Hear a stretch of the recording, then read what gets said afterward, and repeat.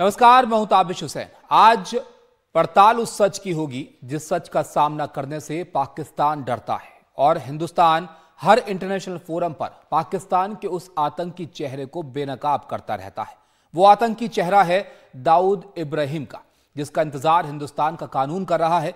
उस दाऊद को लेकर अटकलों का बाजार गर्म रहा कि उसको जहर दिया गया है और वो अस्पताल में भर्ती है।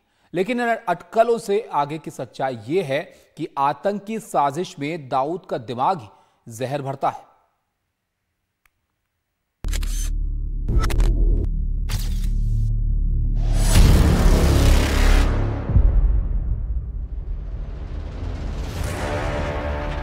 दाऊद इब्राहिम दुनिया का मोस्ट वांटेड आतंकवादी।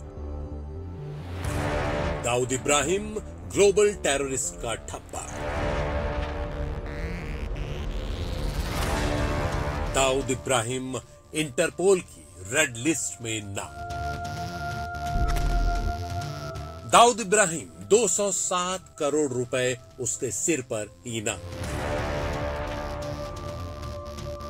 और दाऊद इब्राहिम जिसे 29 साल से ढूंढ रहा है हिंदुस्तान।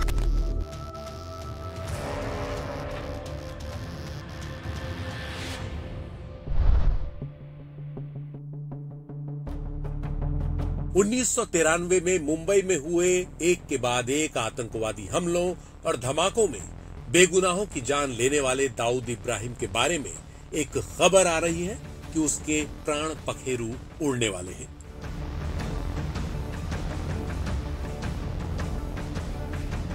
जिस दाऊद इब्राहिम के बारे में दुनिया को पता है कि वो पाकिस्तान में है, पाकिस्तान के शहर कराची में रहता है, उस दाऊद इब्राहिम की सच्चाई से पाकिस्तान मुंह छुपाता रहा है। इस कदर मुंह छुपाता रहा है कि वहां के हुक्मरानों से जब भी दुनिया के बड़े मंचों पर पूछा गया कि दाऊद कहां है, तो उन्होंने कहा हमें नहीं पता।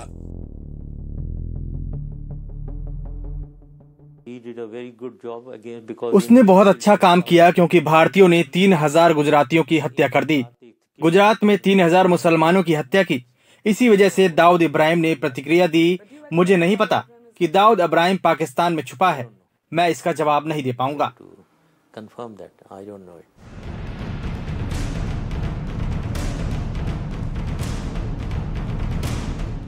जिस दाऊद के बारे में पाकिस्तान कुछ भी न जानने की दुहाई देता है, उसी दाऊद के बारे में यह खबर बहुत तेजी से फैली कि उसको जहर दे दिया गया है। उस जहर का ऐसा असर हुआ कि दाऊद को अस्पताल में भर्ती कराना पड़ा। यह खबर बार बार आती रही कि उसकी तबीयत बहुत ज्यादा खराब है। दाऊद को जहर दिए जाने की खबर को इस बात से बल मिला कि पाकिस्तान में अचानक सोशल मीडिया बंद कर दिया गया। YouTube से लेकर X जैसे महत्वपूर्ण सोशल मीडिया पर सरकारी अंकुशों का लगा ताला इस शंका को और बढ़ाने लगा कि क्या वाकई अंडरवर्ल्ड डॉन दाऊद इब्राहिम का काम तमाम होने वाला है। YouTube से लेकर X जैसे महत्वपूर्ण सोशल मीडिया पर सरकारी अंकुशों का लगा ताला इस शंका को और बढ़ाने लगा कि क्या वाकई अंडरवर्ल्ड डॉन दाऊद इब्राहिम का काम तमाम होने वाला है। हालांकि इस पर एक दूसरी थ्योरी भी आ गई कि इंटरनेट तो इमरान खान की पार्टी की वर्चुअल रैली में व्यवधान डालने के लिए बंद किया गया। पाकिस्तान की जनता को रविवार को इंटरनेट इस्तेमाल करने में काफ़ी दिक्कत आई। पाकिस्तान मीडिया के मुताबिक रविवार को पाकिस्तान में इंटरनेट सेवा बाधित कर दी गई। इसके पीछे वजह यह बताई गई है कि क्योंकि इमरान खान की पार्टी पाकिस्तान तहरीक-ए-इंसाफ ने एक ऑनलाइन जलसे का ऐलान किया था, इसलिए सरकार ने इंटरनेट सेवा रोक दी। भारत की लगातार ये कोशिश रही है कि किसी तरह दाऊद को उसके गुनाहों की सजा दिलाने के लिए हिंदुस्तान लाया जाए। पिछले कुछ वर्षों में भारत की वैश्विक ताकत बढ़ी है और पाकिस्तान दिन पर दिन खोखला होता गया है। ऐसे में यह माना जाता है कि पाकिस्तान के हुक्मरान अपनी पोल पट्टी खुलने के डर से खुद ही दाऊद को निपटा सकते हैं। ऐसा इसलिए हो सकता है कि दाऊद को लेकर दुनिया में पाकिस्तान की छवि बेहद खराब हो चुकी है। पाकिस्तान की छवि एक ऐसे देश की बन चुकी है जो आतंकवादियों को संरक्षण और शरण देता है। पाकिस्तान की आतंकवाद समर्थक छवि के कारण ही अमेरिका समेत कई देशों और संगठनों से उसकी फंडिंग रुक गई है। अब पैसे पैसे के लिए मोहताज हो रहा पाकिस्तान हो सकता है कि दाऊद को चुपके से निपटाने की कोशिश करे। आखिर अब उसके लिए भी दाऊद किसी काम का नहीं दिखता। Bureau report, NDTV India.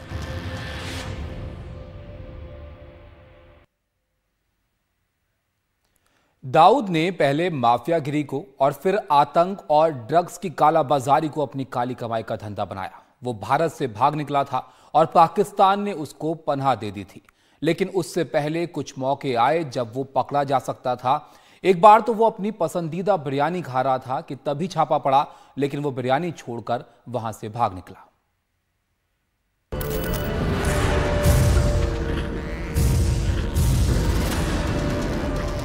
Bharat में पहली बार ऐसे आतंकी हमले और बम धमाके जिन्होंने मुंबई का सीना छलनी कर दिया था।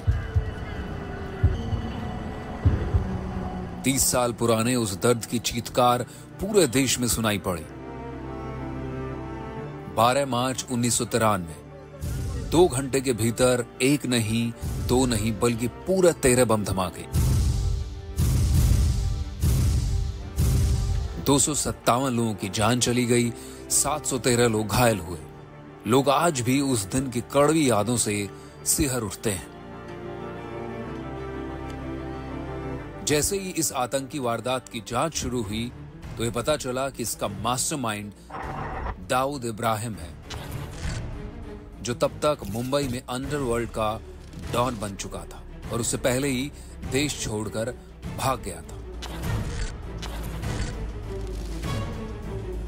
बस उसको पकड़कर लाने की उम्मीदें भरी खबरें चलती रही। इस बीच दाऊद इब्राहिम दहशत का दूसरा नाम बन चुका था, लेकिन एक समय ऐसा भी था जब वो पकड़े जाने के डर से भागा भागा और मारा मारा फिर रहा था।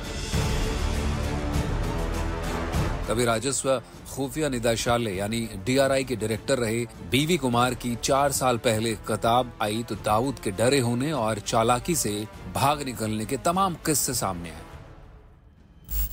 बीवी कुमार की किताब DRI एंड द डॉन्स में लिखा है कि एक बार दाऊद पकड़े जाने के डर से बिरयानी खाना ही छोड़कर भाग गया। एक दफा ये जब ही वाज इंजर्ड, वो टाइम में हम इसको पकड़ा है, वो टाइम में इंटरोगेट किया है और बाद में काफ़ी पैसा भी डाला है। जेठमलानी साहब उसको बचाया और बाद में आया थे, 15 दिन तो अंदर थे। कुमार ने अपनी किताब में खुलासा किया है कि एक बार गोली लगने से दाऊद घायल हो गया था। वो पकड़ में भी आया और 15 दिनों तक जेल में बंद रहा। बीवी कुमार ने अपनी किताब DRI एंड द डॉन्स में लिखा है कि एक बार तो वो अपनी पसंदीदा बिरयानी तक छोड़कर भाग गया था। बीवी कुमार के मुताबिक दाऊद का सामान एक दफा गुजरात के लल्लू जोगी के फार्म हाउस उतरने वाला था, तभी वहां DRI ने छापा मार दिया। दाऊद उस वक्त वहां बिरयानी उड़ा रहा था, लेकिन जैसे ही छापे की भनक लगी तो खाना छोड़कर भाग निकला। साथ ही उसकी तस्करी का सामान तो गया ही।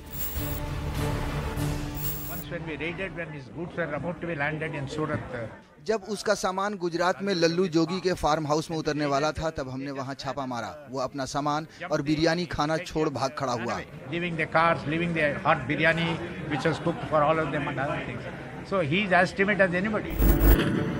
1993 के सीरियल बम धमाके तो दंश दे ही रहे थे। उसके 15 साल बाद मुंबई में ही 26 नवंबर 2008 को हुए आतंकी हमले ने तय कर दिया कि दाऊद के सिर की कीमत के बगैर इंसाफ पूरा नहीं हो सकता, क्योंकि 26/11 की आतंकी वारदात में भी दाऊद का हाथ पाया गया।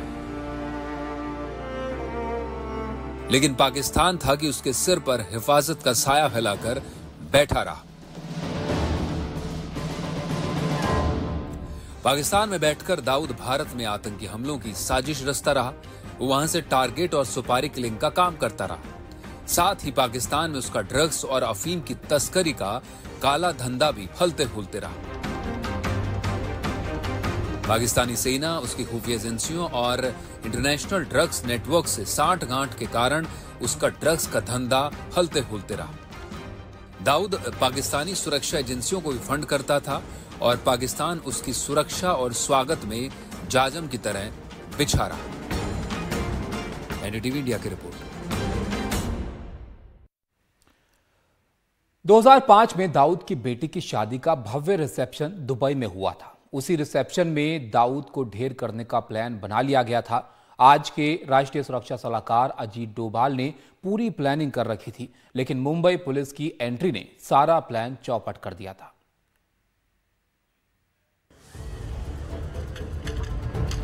साल 2005 मुंबई में हुए सीरियल बम धमाकों के 12 साल पूरे हो चुके थे।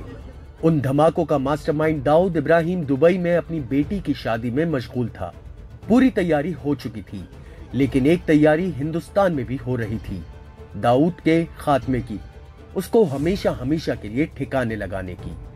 2005 के जनवरी में अजीत डोभाल आईबी से रिटायर हो चुके थे। अजीत डोभाल इस वक्त प्रधानमंत्री नरेंद्र मोदी के राष्ट्रीय सुरक्षा सलाहकार हैं। उन्हें खबर मिली कि दाऊद इब्राहिम की बेटी मारूख का निकाह पाकिस्तानी क्रिकेटर जावेद मियांदाद के बेटे जुनैद से होने वाला है। निकाह 9 जुलाई को मक्का में होना था और वलीमा 23 जुलाई को दुबई के ग्रैंड हयात होटल में।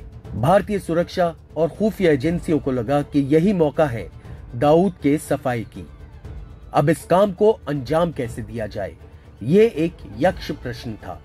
सरकार अपने ऊपर कोई तोहमत लेना नहीं चाहती थी, इसलिए उसने लोहे को लोहा काटता है कि तर्ज पर दाऊद के खात्मे के लिए छोटा राजन की मदद लेने का फैसला किया।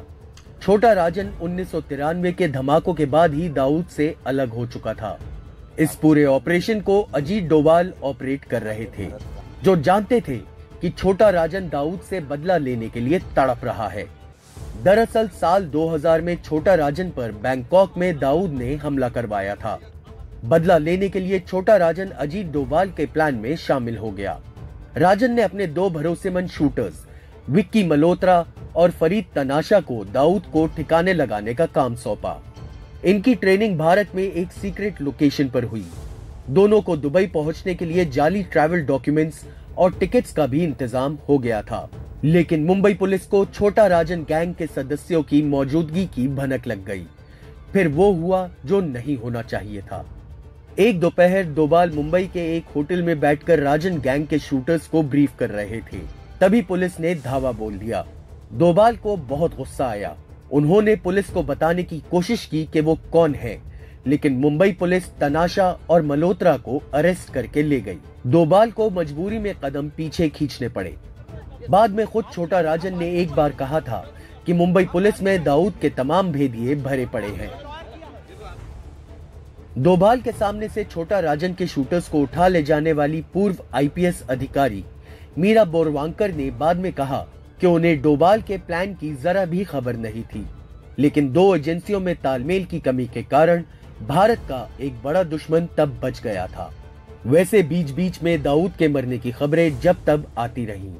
2016 में खबर आई कि गैंग्रीन से दाऊद की मौत हो गई है। 2017 में खबर आई कि दिल का दौरा पड़ने से दाऊद मर गया। फिर 2020 में जब कोरोना आया तो ये खबर आई कि दाऊद कोरोना में चल बसा, मगर दाऊद जिंदा है। अब सवाल ये है कि वो दाऊद भारतीय कानून के शिकंजे में कब आएगा। Bureau report, NDTV India.